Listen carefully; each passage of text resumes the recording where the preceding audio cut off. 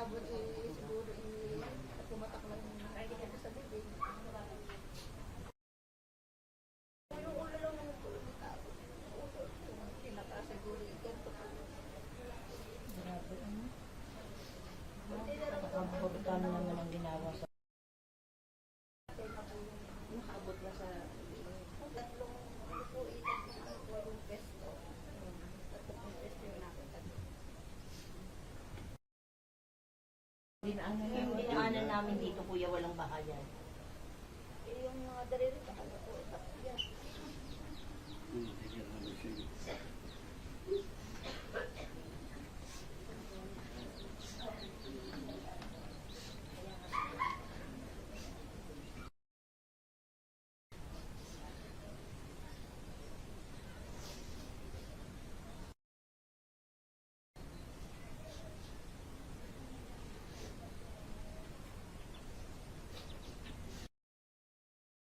Sa San Pablo, ang ganitong pangyayari na ito'y kaya under the influence of drugs. Hindi pwedeng gumawa nito ang anong naman magiging kasalanan.